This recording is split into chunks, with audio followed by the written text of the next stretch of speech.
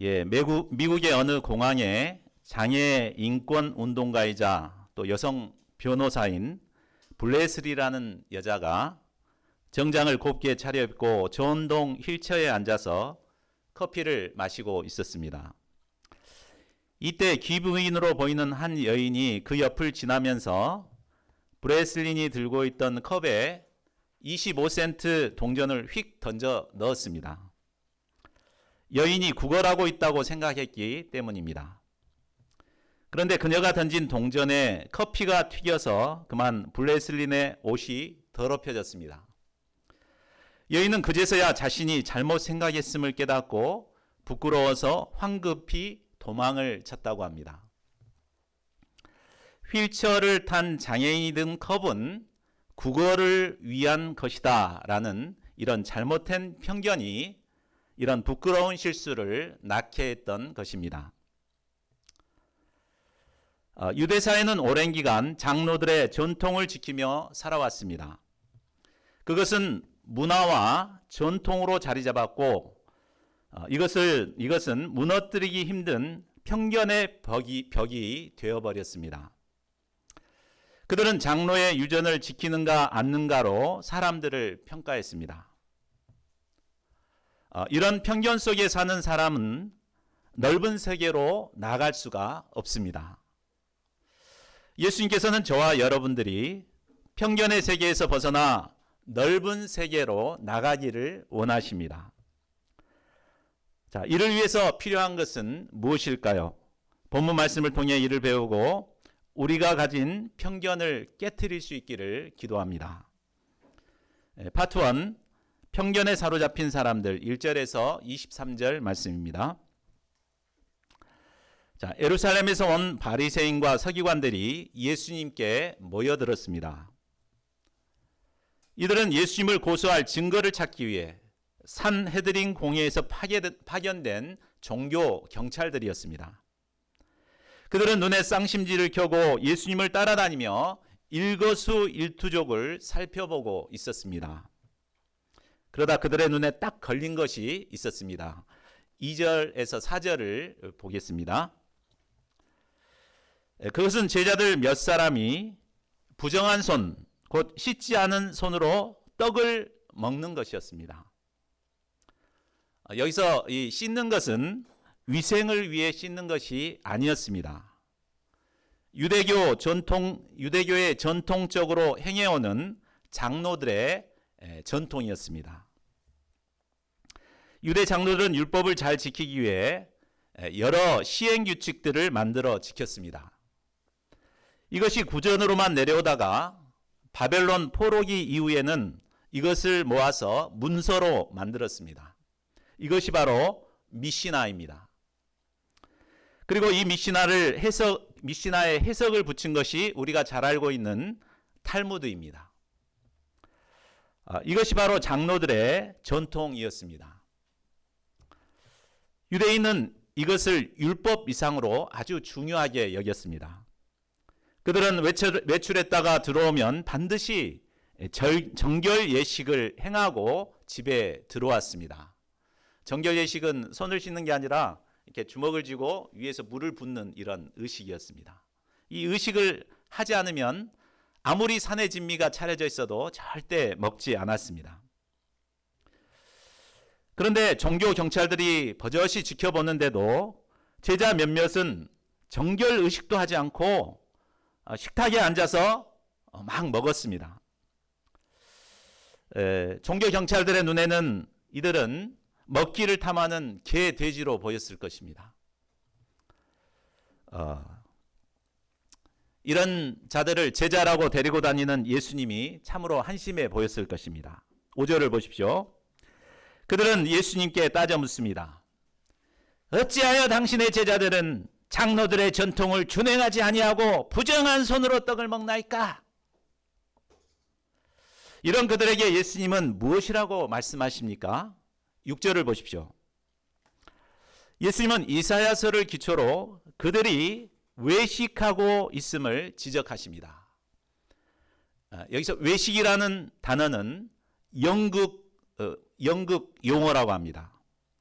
배우가 자기 모습은 감추고 가면을 쓰고 무대 위에 서서 그럴듯한 모습으로 연기하는 것을 말했습니다. 바리새인과 서기관들이 바로 그러했습니다. 그들은 겉으로는 거룩한 모습을 하고 정결 예식을 행했지만 그들의 내면에는 회칠한 무덤과 같이 악취를 풍겼습니다. 예수님은 이들이 외식하고 있는 두 가지 문제를 지적하십니다. 첫째는 마음으로 신앙생활하지 않고 형식적인 신앙생활을 한 것입니다. 예수님은 이사야서 말씀을 인용해 이 백성이 입술로는 나를 공경하되 마음은 내게서 멀도다 라고 지적하십니다. 참 신앙인이란 마음을 들여 하나님을 섬기는 자입니다. 그러나 그들은 마음은 들이지 않고 겉으로 드러나 있는 형식으로 신앙생활을 하고 있었습니다. 얼마나 거룩한 모습으로 장로들의 전통을 지켰는가를 아주 중요하게 생각했습니다. 그렇게만 하면 자신들은 아주 하나님을 사랑하고 있다고 생각했습니다. 그러나 그들은 입술로만 하나님을 사랑했지 마음은 하나님에게서 멀어져 있었습니다. 자, 그렇다면 우리는 어떻습니까? 정말 마음으로부터 하나님을 사랑하고 이 자리에 앉아 있습니까? 바리새인처럼 입술로는 주님을 사랑한다고 하지만 실상 자기를 사랑하고 또 세상을 사랑하며 살아가고 있지는 않습니까? 하나님께서는 우리의 마음을 원하십니다. 이것을 잘 알았던 시편 기자는 이렇게 고백합니다. 우리 같이 한번 읽어볼까요? 자, 시작. 하나님께서 구하시는 제사는 상한 심령이라. 하나님께서 상하고 통회하는 마음을 주께서 멸시하지 아니하시리이다. 세상 것에 마음이 가 있는 사람은 하나님께 예배하는 것이 부담스럽습니다. 이 자리에 앉아 있는 것도 부담스럽습니다. 왜 저리 느리게 설교를 하는가? 빨리 안 끝나는가? 이렇게 생각합니다. 그러나 마음으로부터 하나님을 사랑하는 자는 어떻습니까? 갈급한 심령으로 말씀을 듣고 은혜를 받습니다. 하나님이 주신 은혜로 말미암아 심령 깊은 곳에서부터 감사와 기쁨이 충만하게 됩니다. 둘째는 하나님의 계명을 버리고 사람의 전통을 더 중히 여긴 것입니다. 7절에서 9절을 보십시오. 그들은 사람의 계명을 교훈으로 만들어 지켰습니다. 물론 그들이 처음 이것을 만들었을 때 그것은 하나님의 계명을 보다 잘 지키기 위함이었습니다. 안식일을 잘 지키기 위해서 안식일 전통을 만들어서 지켰습니다. 부정한 것을 먹지 않기 위해 정결 예식들을 만들어 지켰습니다. 그러나 그것을 강조하여 지키다 보니 뒤에는 주객이 전도되어 버렸습니다. 이제는 하나님의 계명보다도 사람의 전통을 더 중요하게 여겼습니다. 본질은 사라지고 비본질적인 것에만 얽매여 살게 된 것입니다. 10절에서 13절은 사람이 만든 전통으로 하나님의 계명을 저버린 구체적인 예입니다. 출애굽기 20장 12절을 보면 하나님께서는 10계명 중에서 5번째 계명으로 내 부모를 공경하라는 계명을 주셨습니다. 이 계명은 하나님께서 주신 계명이기 때문에 누구도 폐할 수 없습니다. 그러나 바리새인들은 장로들의 전통을 내세워서 하나님의 말씀을 폐해버렸습니다. 당시 사람들이 만든 유전 중에 고르반이라는 것이 있었습니다. 고르반은 하나님께 드리는 예물이라는 뜻입니다. 고르반 유전은 내가 하나님께 예물로 드리겠다 이렇게 선언을 하게 되면 그것은 이제 더 이상 다른 곳에 쓸 수 없는 것이 되어버립니다. 때문에 종교 지도자들은 자기 재산을 고르반 하나님께 드렸다 이렇게 선언합니다. 그렇게 되면 그것을 다른 곳에 쓸 수 없으니까 부모에게 주고 싶어도 줄 수가 없게 되는 것입니다. 그는 이것을 이용해서 내 부모를 공경하라는 이 중요한 하나님의 계명을 버젓이 폐하는 죄를 범해버렸습니다. 우리 모임에는 하나님의 말씀을 잘 지키기 위한 우리만의 아름다운 전통들이 있습니다. 주일 예배 전에 깊이 있는 1:1 말씀 공부로 본문 말씀을 공부하는 전통이 있습니다. 또 예배 후에는 말씀을 자신에게 적용하여 깊이 있는 한편의 소감을 감당합니다. 또 매일 일용할 양식 말씀을 깊이 있게 감당하고 또 기도를 합니다. 어떤 분은 성경을 1년에 1회독 혹은 1년에 3회독까지 감당하는 분이 있습니다. 이 모든 것은 하나님의 말씀을 잘 지키기 위해 우리가 지켜가는 아름다운 전통입니다. 그런데 우리 역시 자칫 본질을 놓쳐버리고 이런 전통에만 얽매여 신앙생활을 하기 쉽습니다. 이것을 잘 지켰으면 일용할 양식 다 써먹고 또 소감도 썼으니까 나는 신앙생활 잘하고 있다, 이런 생각에 빠집니다. 반면에 그것을 하지 못하는 사람들은 정죄하고 판단합니다. 혹시 우리에게 이런 마음이 있다면 속히 회개하고 본질로 돌아가야 되겠습니다. 본질인 하나님의 말씀으로 돌아갈 수 있기를 바랍니다. 자, 14절에서 16절을 보십시오. 하나님은 무리를 다시 불러서 말씀하십니다. 무엇이든지 밖에서 사람으로 들어가는 것은 능히 사람을 더럽게 하지 못하되 사람 안에서 나오는 것이 사람을 더럽게 하는 것이니라. 예수님의 이 말씀은 구약 성경에서 사람을 부정하게 하는 모든 율법을 폐하는 말씀입니다. 구약 성경을 보면 부정한 것을 굉장히 많이 다루고 있죠. 먹어서는 안 되는 음식도 있고 만져서는 안 된 것도 있고 부정한 것들을 굉장히 자세하게 다루고 있습니다. 그런데 이 말씀으로 예수님께서는 모든 부정한 것을 폐한 것입니다.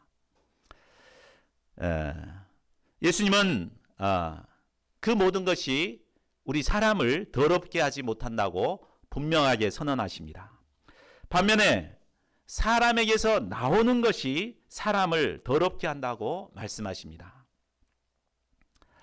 예수님의 말씀을 이해하지 못한 제자들은 조용히 예수님께 그 비유의 뜻을 묻습니다. 예수님은 깨닫지 못하는 제자들에게 말씀하십니다. 18, 19절을 보십시오. 너희들 이렇게 깨달음이 없느냐? 무엇이든지 밖에서 들어가는 것이 능히 사람을 더럽게 하지 못함을 알지 못하느냐? 이는 마음으로 들어가지 아니하고 배로 들어가 뒤로 나감이라. 이러므로 모든 음식물을 깨끗하다 하시니라. 자, 무엇이든지 밖에서 입으로 들어가는 것은 사람을 더럽게 할 수 없습니다. 이는 음식이 마음으로 들어가지 않고 배로 들어갔다가 뒤로 나오기 때문입니다. 음식을 통해 혹시 더러운 것이 몸에 들어오게 되면 우리 몸에 있는 백혈구가 싸워서 정화시킵니다. 그래도 안 되면 설사를 통해서 속히 몸 바깥으로 배출해 버립니다. 그러므로 비록 몸에 더러운 음식이 들어온다 할지라도 그것이 사람을 더럽게 할 수 없는 것입니다. 그러나 20절을 보십시오. 예수님은 사람에게서 나오는 그것이 사람을 더럽게 한다고 하십니다. 사람에게 나오는 것이 무엇입니까? 우리 21절에서 23절까지를 같이 읽어보겠습니다. 자, 시작. 속에서 곧 사람의 마음에서 나오는 것은 악한 생각, 곧 음란과 도둑질과 살인과 간음과 탐욕과 악독과 속임과 음탕과 질투와 비방과 교만과 우매함이니 이 모든 악한 것이 다 속에서 나와서 사람을 더럽게 하느니라. 예수님은 사람에게서 나와서 사람을 더럽게 하는 것이 바로 마음에서 나오는 악한 생각이라고 하십니다. 다시 말해 사람을 더럽게 하는 것의 근원은 바로 사람의 마음이라는 것입니다. 그런데 사람들은 보통 사람의 마음은 그래도 깨끗할 것이라고 기대합니다. 물론 하나님께서 처음 인간을 창조하셨을 때 인간의 마음은 깨끗하고 순결했습니다. 그러나 인간이 사탄의 유혹에 넘어가 죄를 범함으로 말미암아 그 마음이 죄로 더럽혀졌습니다. 예레미야 선지자는 만물보다 거짓되고 심히 부패한 것이 바로 사람의 마음이라고 하였습니다. 죄로 더럽혀진 마음은 교만, 의심, 불신, 시기, 정욕, 탐욕 등 온갖 병균이 서식하게 되어 추하고 더러운 것이 되어버렸습니다. 그러므로 바리새인들처럼 우리의 겉만 깨끗하려고 힘쓰기보다 우리 안에 있는 이 더러운 마음을 깨끗하기에 힘쓰는 자가 참된 신앙인의 자세입니다. 자, 이상을 통해 예수님은 편견에 사로잡혀 있는 바리새인과 유대인들의 문제가 무엇인가를 가르쳐 주셨습니다. 그들은 편견에 사로잡혀 자신이 세워놓은 유전을 하나님의 율법보다 더 중요하게 여겼습니다. 그들 마음에 온갖 악한 것들이 있으면서도 외모만 깨끗이 하면 된다고 생각했습니다. 이런 편견에 사로잡힌 그들은 높은 성을 쌓고 스스로를 고립시켰습니다. 제자들도 마찬가지였습니다. 이로 말미암아 예수님께서 이루시는 복음은 더 이상 뻗어나가지 못하고 유대에 머무를 수밖에 없었습니다. 편견의 벽은 반복된 경험을 통해 더욱 다져지고 높이 쌓여갑니다. 그러다 보면 정작 자신이 편견의 벽에 고립되어 있다는 사실을 모르고 점점 바리새인처럼 살아가게 됩니다. 바리새인처럼 어찌하여 저 사람은 저런가 이렇게 정죄하고 판단합니다. 예수님께서는 이런 우리가 얼마나 편견에 사로잡혀 있는 자들인가를 깨닫기 원하십니다. 그리고 말씀을 통해 회개함으로 편견의 벽을 깨고 나오기를 원하십니다. 여러분은 지금 어떤 편견의 벽에 둘러싸여 있습니까? 예수님의 말씀을 의지하여 편견의 벽을 깨뜨릴 수 있기를 기도합니다. 파트 2, 믿음의 말을 한 수로보니게 여인 24절에서 30절입니다. 바리새인과 유대인들의 편견의 문제를 가르치신 예수님은 이제 제자들과 함께 본격적으로 이방 선교를 나가십니다. 24절을 보십시오. 예수님은 갈릴리 지방을 떠나 이방 지역인 두로로 가셨습니다. 두로는 갈릴리에서 서북쪽으로 약 65km 지점에 있는 지중해 연안 도시입니다. 그곳에 도착한 예수님은 한 집에 들어가 아무도 모르게 머무르고자 하셨습니다. 그러나 예수님의 소문이 퍼져 더 이상 자신을 숨길 수가 없었습니다. 25절을 보십시오. 예수님의 소문을 듣고 찾아온 한 여자가 있었습니다. 그는 더러운 귀신 들린 어린 딸을 둔 여인이었습니다. 예수님의 소문을 듣고 찾아온 여인은 예수님의 발 아래 넙죽 엎드렸습니다. 26절을 보면 이 여인은 헬라인이었습니다.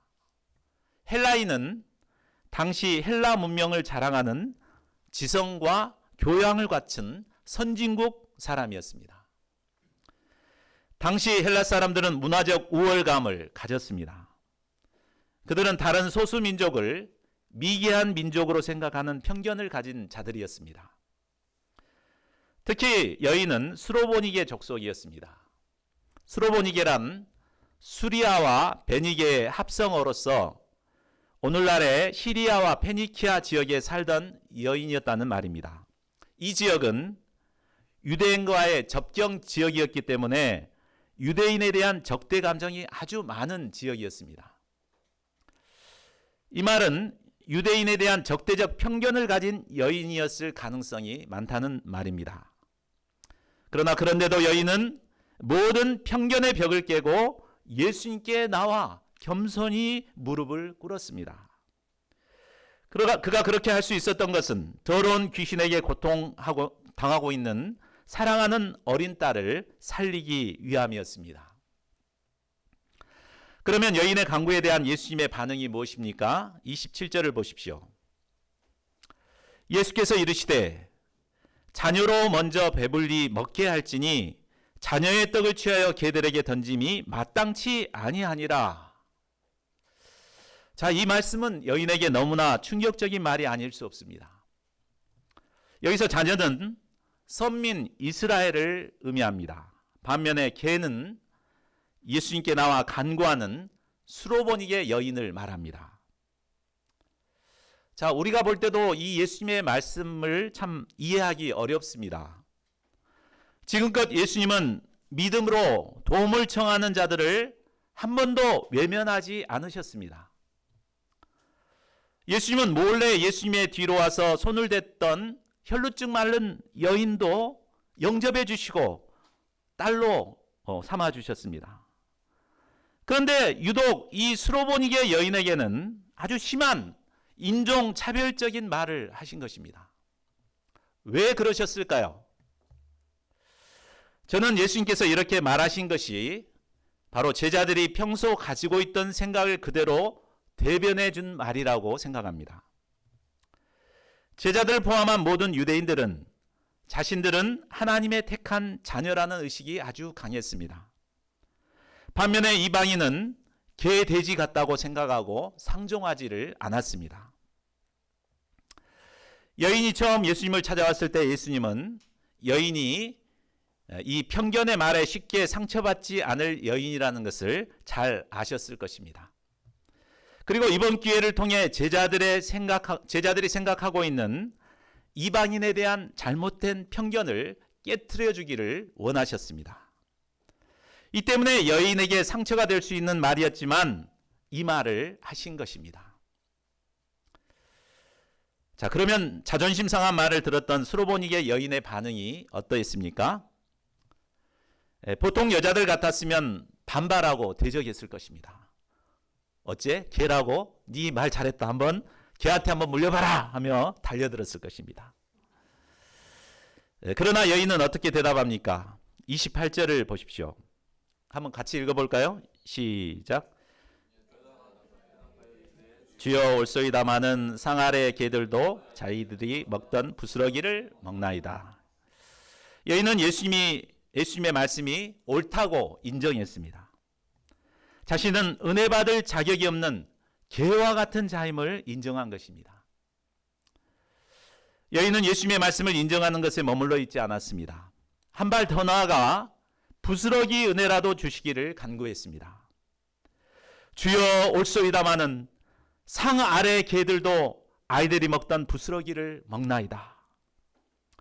여인은 예수님의 모욕적인 말에도 흔들리지 않고 겸손하게 부스러기 은혜라도 주기를 구했습니다. 그가 그럴 수 있었던 것은 예수님께 대한 깊은 신뢰가 있었기 때문입니다. 그는 거절당하는 것 같은 절망적인 상황에서도 예수님께 대한 믿음을 붙들었습니다. 이 믿음이 있었기에 여인은 낙심하지 않고 겸손히 은혜를 구할 수 있었습니다. 그러면 이에 대한 예수님의 대답이 무엇입니까? 우리 29절도 같이 읽어보겠습니다. 시작. 예수께서 이르시되 이 말을 하였으니 돌아가라. 귀신이 내 딸에게서 나갔느니라 하시매. 예수님은 여인의 말에 크게 감동을 받으시고 그의 믿음을 축복해 주셨습니다. 이 말을 하였으니, 수로보니게 여인이 했던 이 말은 불신과 의심을 뛰어넘는 믿음의 말이었습니다. 자존심에 상처난 감정을 이겨낸 긍정적인 말이었습니다. 이 말은 겸손하게 자신을 낮추고 부스러기 은혜라도 받기를 간구하는 겸손과 지혜의 말이었습니다. 예수님은 바로 여인이 했던 이 말에 기초하여 응답해 주십니다. 이 말을 하였으니 돌아가라. 귀신이 내 딸에게서 나갔느니라. 예수님은 여인의 믿음의 말에 능력의 말씀으로 응답해 주셨습니다. 예수님의 말씀이 선포된 즉시 귀신은 떠났고 아이는 편안히 침상에 누워 있었습니다. 자, 이 사건을 통해서 제자들은 무엇을 배웠을까요? 아마 이 사건은 제자들에게 있던 이방인에 대한 편견이 깨지는 시간이었을 것 같습니다. 그들은 자신들이 가진 편견을 가지고 편협한 말을 했던 예수님께 겸손히 자신을 낮추고 부스러기 은혜를 구하는 이 여인의 모습을 보고 큰 감동을 받았을 것입니다. 이런 모습은 유대에서는 결코 볼 수 없는 놀라운 모습이었습니다.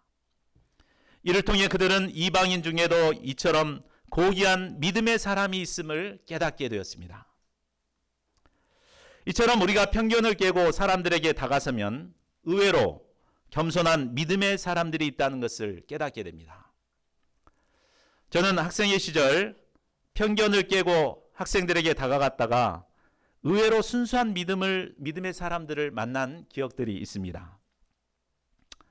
그런데 요즘은 복음 역사를 섬기기 정말 어렵다 보니까 저에게도 편견들이 하나둘 쌓여갔습니다. 요즘 젊은 학생들은 나이든 나를 싫어할 것이라 하는 이런 편견입니다. 이 때문에 학생들에게 먼저 다가서지 못하고 참 다가서 주기를 기대만 하고 있었습니다.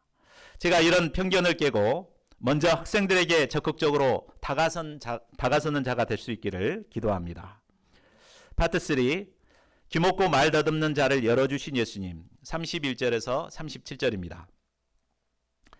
예수님은 두로지방에서 나와 시돈을 지나 데가볼리 지경을 통과하셨습니다. 예수님과 제자들은 넓은 이방 지역을 다니며 복음 역사를 섬겼습니다. 그리고 갈릴리 호수에 도착하셨습니다. 네, 갈릴리 호수라고는 했지만 아직 이곳은 이방 땅입니다. 수평선 너머에는 예수님이 복음 역사를 섬겼던 가버나움이 어렴풋이 보였을 것입니다. 32절을 보십시오. 이때 사람들이 귀먹고 말 더듬는 자를 데리고 와서 예수님께 안수하여 고쳐주기를 간구했습니다.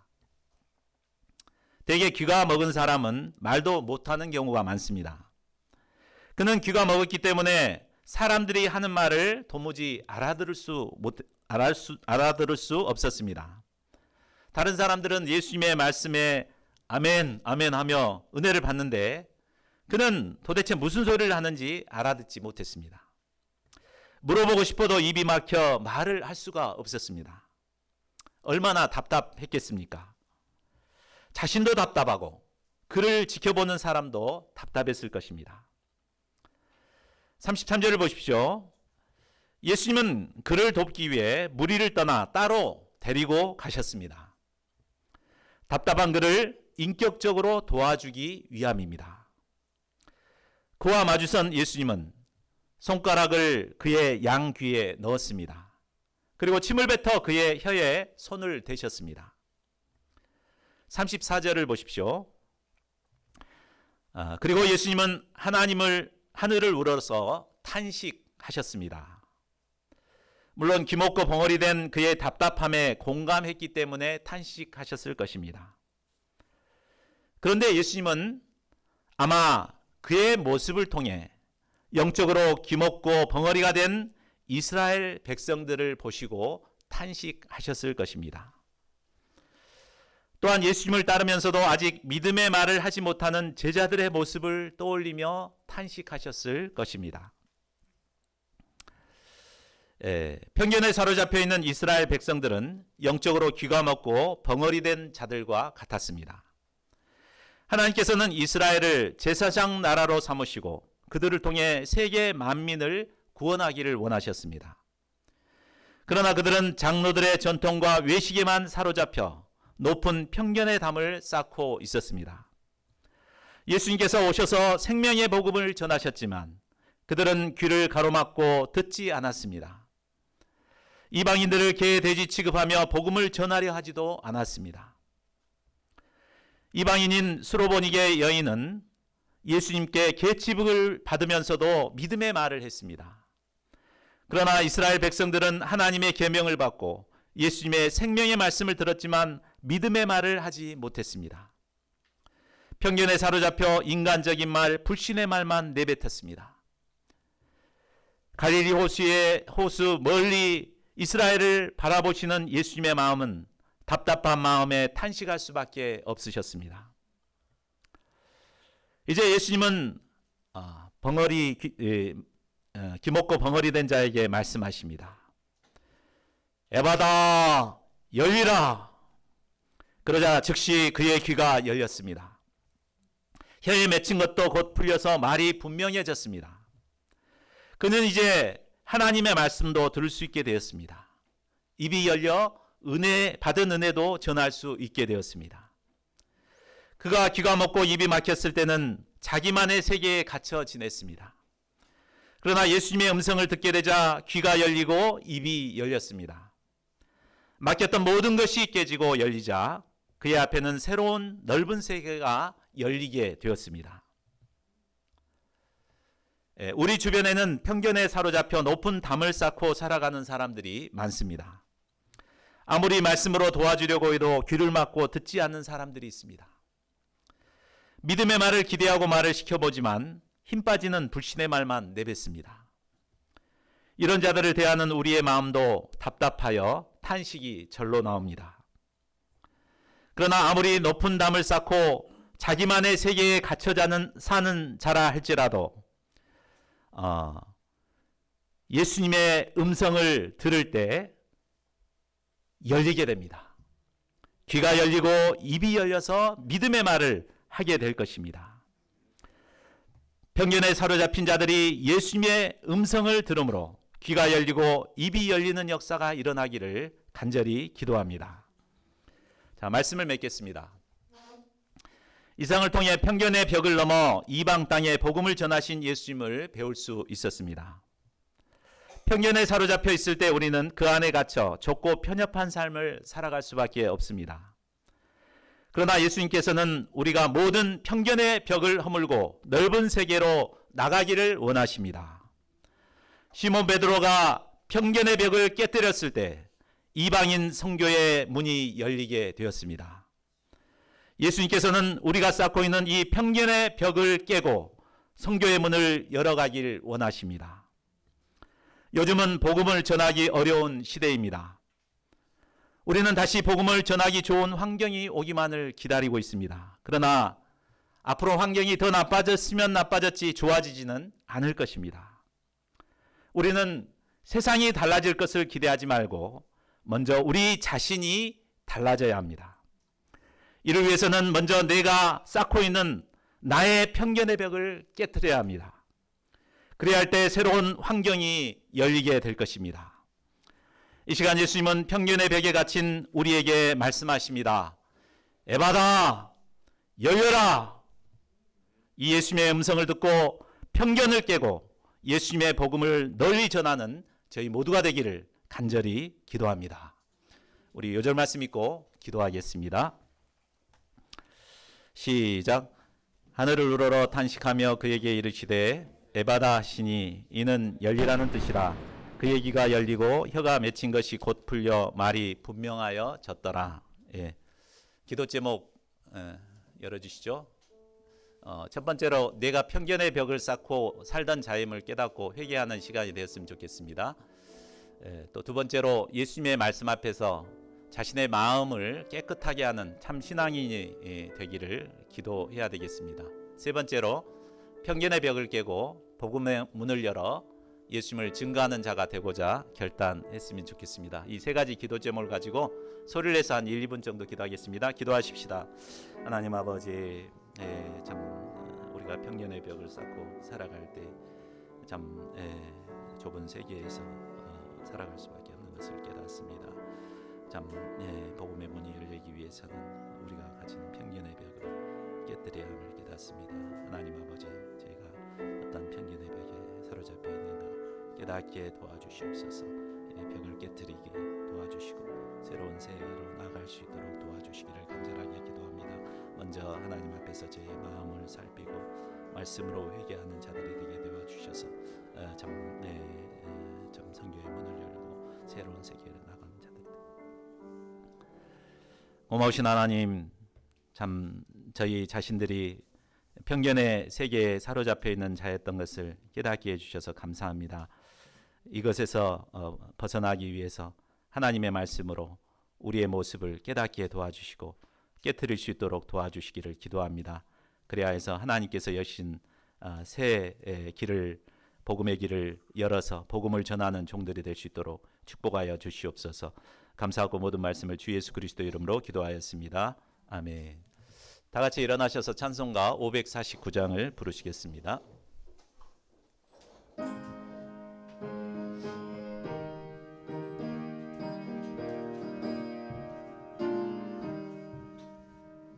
내 주여 뜻대로 행하시옵소서. 온 몸과 영혼을 다 주께 드리니 이 세상 돌아간 주 인도하시고 날 주관하셔서 뜻대로 하소서. 내 주여 뜻대로 하시옵소서. 큰 근심 중에 심게 마소서.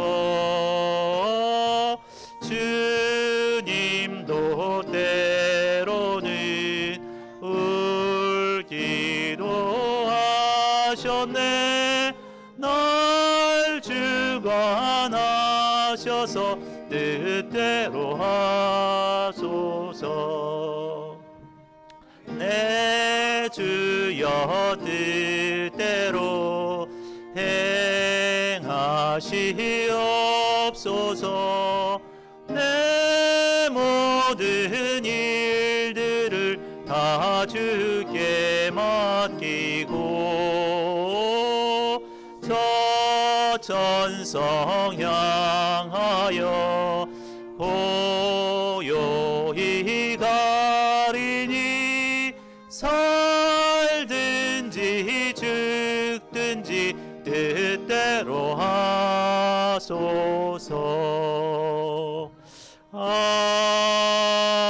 아멘.